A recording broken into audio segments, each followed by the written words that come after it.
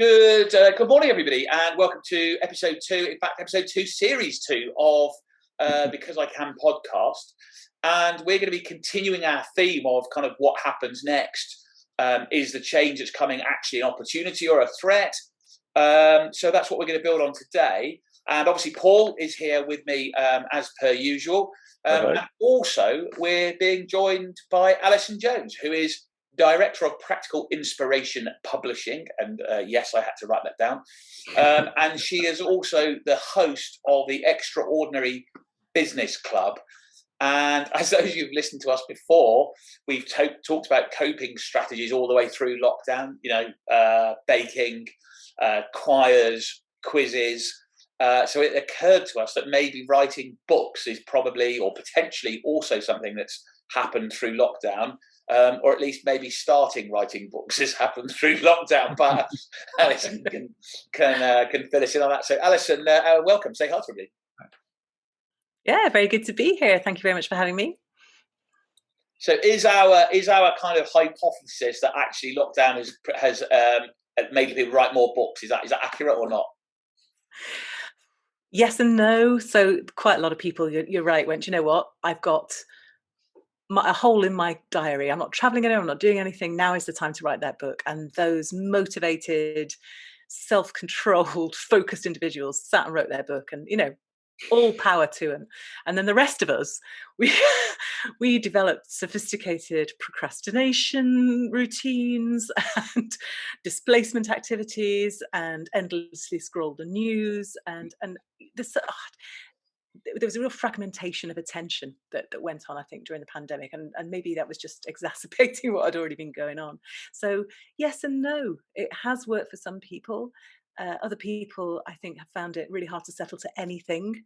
But I think also for people who need to get away to write have found it really hard. I find it very hard to write at home. I do most of my writing in a cafe, or I leave my family for a weekend and go in an Airbnb, and I really need that separation. Paul's looking really excited. Paul suddenly wants to write. Paul's like, can I go away with my family for a weekend and write a book? I'm like, yeah. See you guys. Yeah, dinner's in the fridge. Yeah.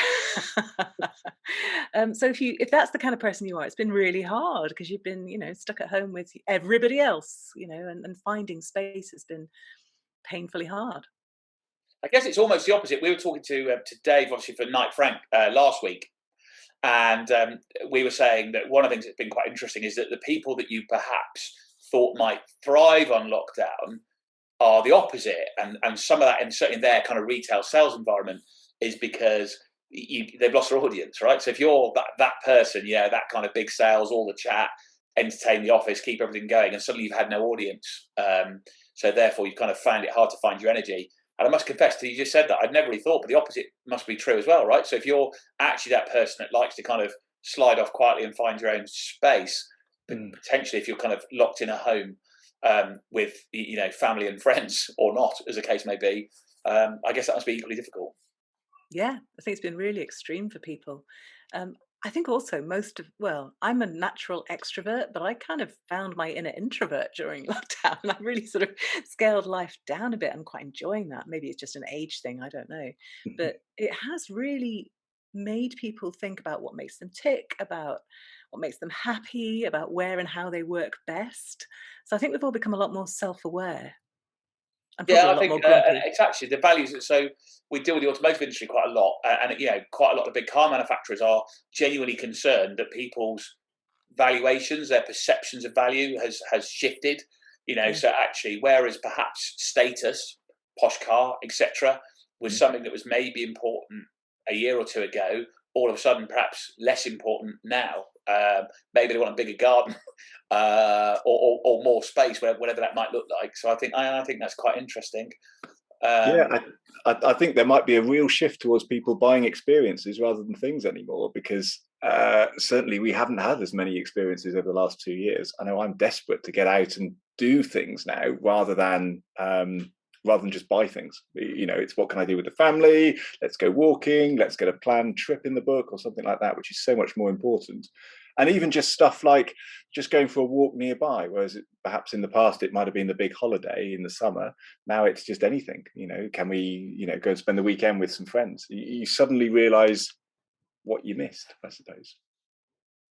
think one of the things that's quite funny actually is when we talk about books, Alison. So for probably about the last 8 years, Paul has been talking about writing a book on leadership. And what I love is, as I'm saying this now to our audience, one of the things Paul's really keen to do is he's had obviously military experience, but he's also had quite a lot of effective business experience as well. And therefore, he says, I'd like to draw on some of the examples and some of the people I've come across, and I'd like to write a book on leadership. And what I'm really liking is that as I'm saying this, it's a little bit like that Carly Simon song, You're So Vain. Because I bet you think this song is about you.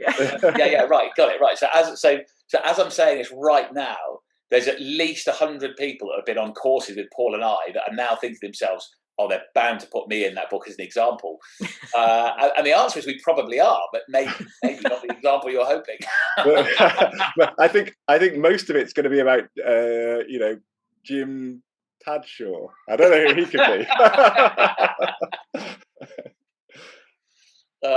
So Alison, what have been what phone calls do you get? What's the sort of most inspiration you've had from people? What about the book writing during lockdown thing? Yeah. So, well, as I say, it's been quite varied. So that's been interesting, and people who've been putting it off for years suddenly got around to it.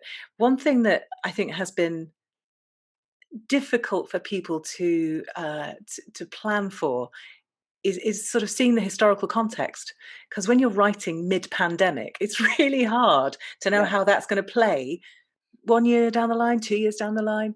So I remember at the beginning we were like, oh, I'll be over by August, and we don't want to make too big a deal of it. And then it became increasingly clear, oh, right, okay, so this is a complete paradigm shift of how we live and work.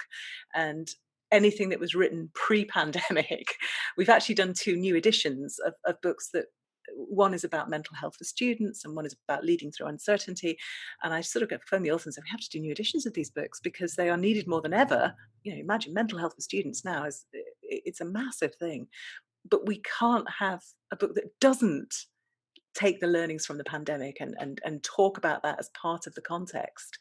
So that's been interesting, seeing how people, because when you're writing a book, it's not like writing a blog post. You write a blog post, it's timely, it's reacting to what's going on in the world, it has a timestamp on it, everybody gets that.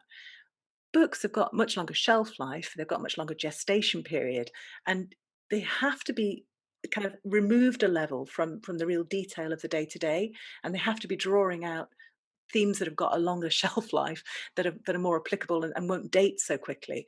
And when you're in the middle of a massive global pandemic, that turns out that's quite hard.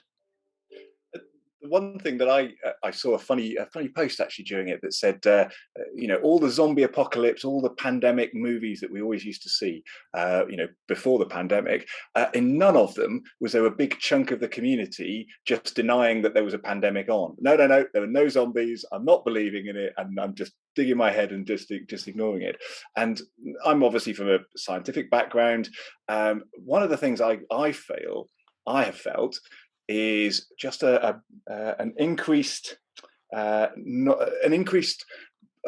number of people just saying, I don't believe in experts anymore, and I don't want to listen to experts, and I want to, and I feel that my beliefs and my opinions are just as valid as the person who spent 20 years getting his PhD and his qualifications, and they've done this and done that and published. But I've done a bit of YouTube, and I also have a valid opinion. And I don't know, do you feel that experts in any field, it doesn't have to be just science, but it's almost moved to the point where your expertise is not valid because I have a differing opinion? I don't know what you think on that. Oh, it's such a great, yes, I think experts are overrated. What said that? Grief. So yes, I have strong views on this, as you might imagine.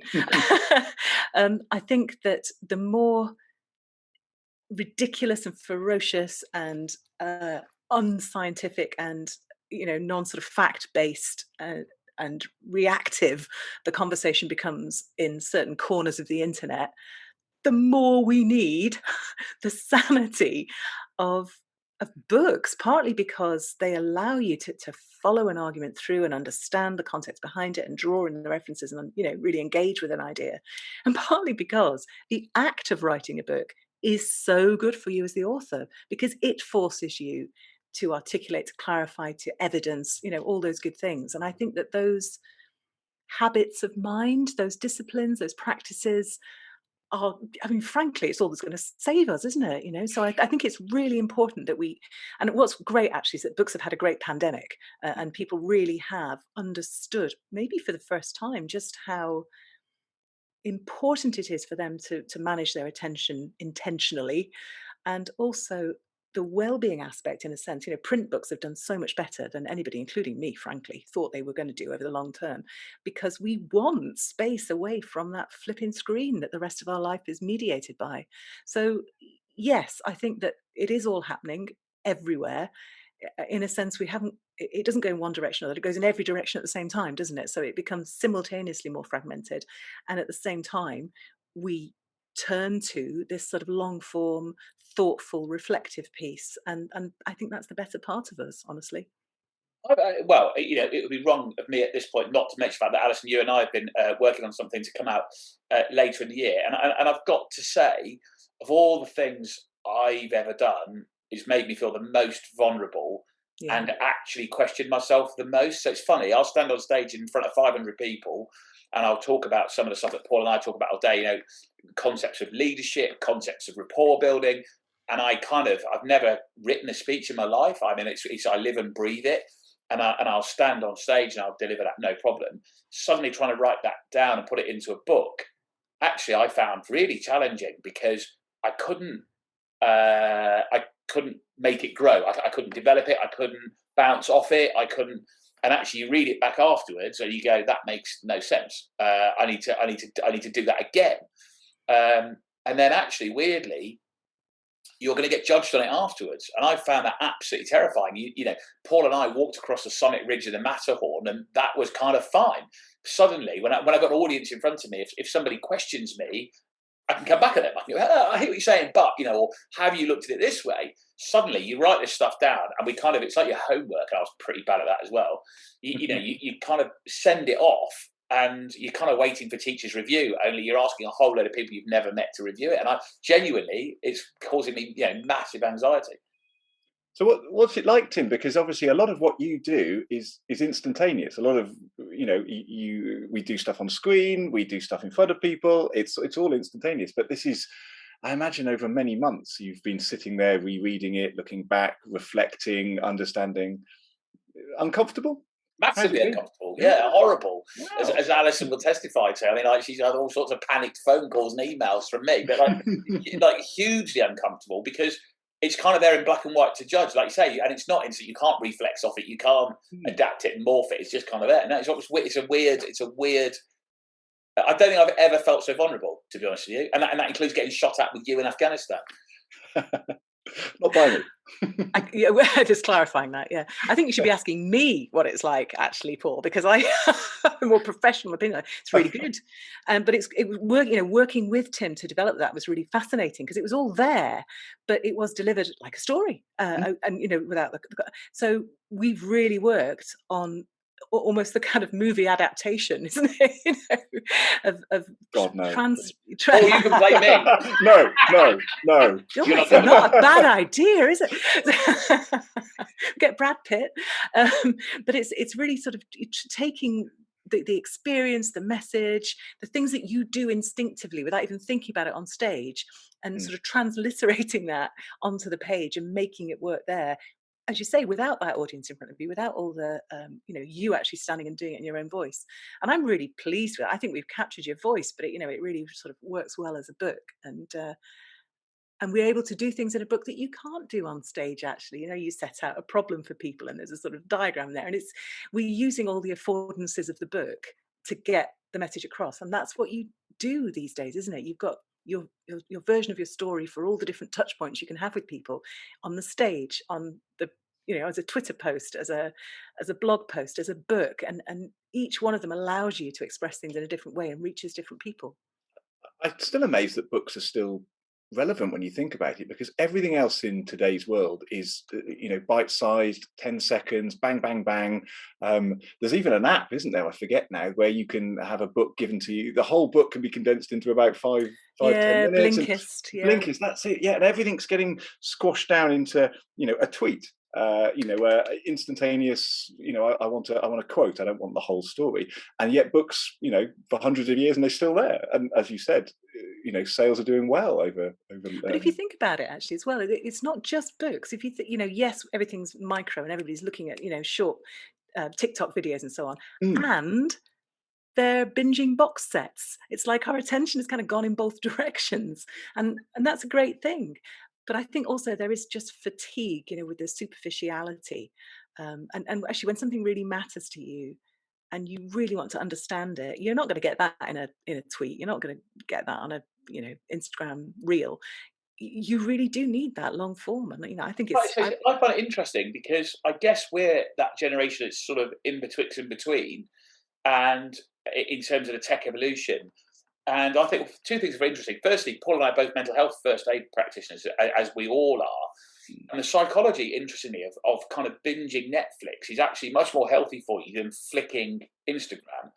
And it's something to do with your attention. You actually hooked into something, you've engaged with it, and you've seen it through. Now, I know some people will say, well, you should wait till next week like we used to have to, but it's move on. But you're not getting constantly interrupted as well, and that's really important. Yeah. So I quite often say to people, look, it's quite cathartic. If you need a time out, if you need to put your own oxygen mask on, there's nothing wrong with watching a couple of episodes of whatever.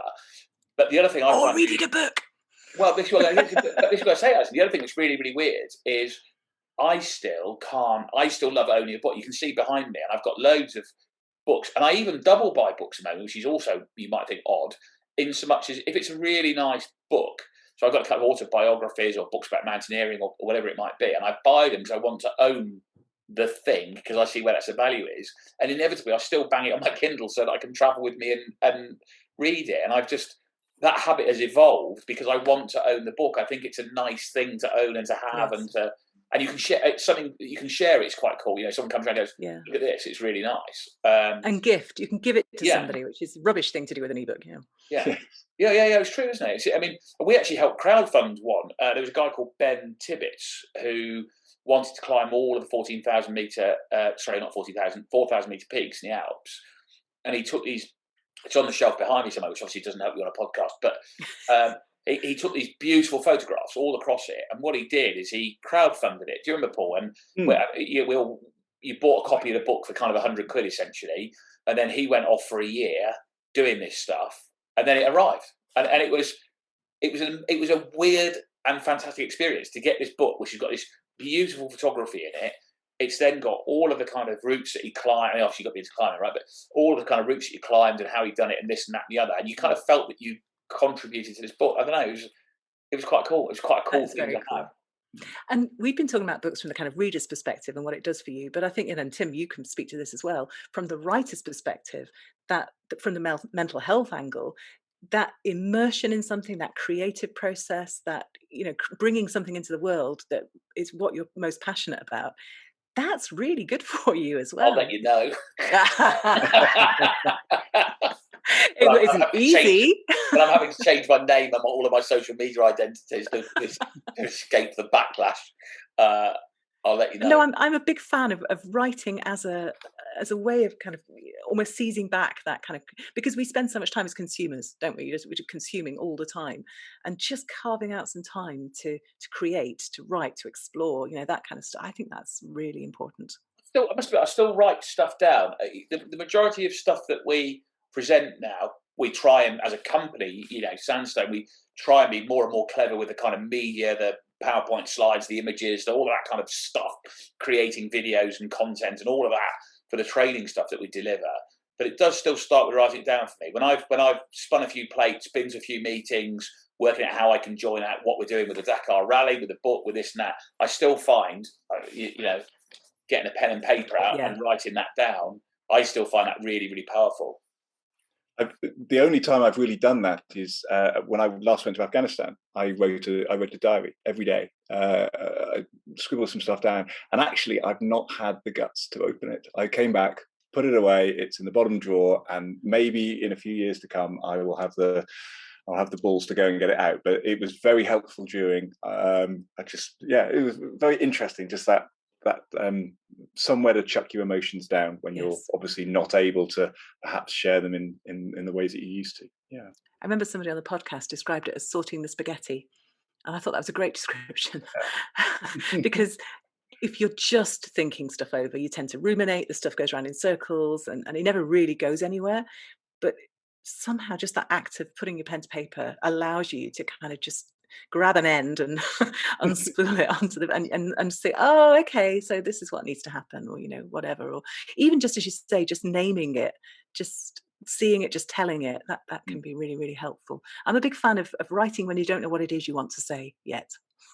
And most of the writing we do, because most of the writing we do as businesses is about influencing or explaining or trying to kind of get people round to your point of view.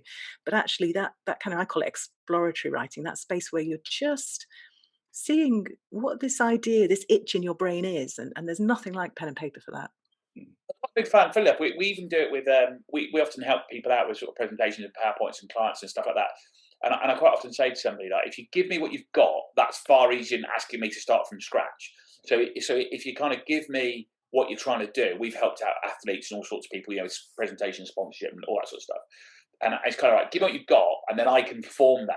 And I did find that actually with the whole book writing process thing, once I kind of got it down and had a starting point, I then found tweaking it. Alison, when you say to me, right, do this or do that, I'd actually found that far easier once I kind of got something to start with.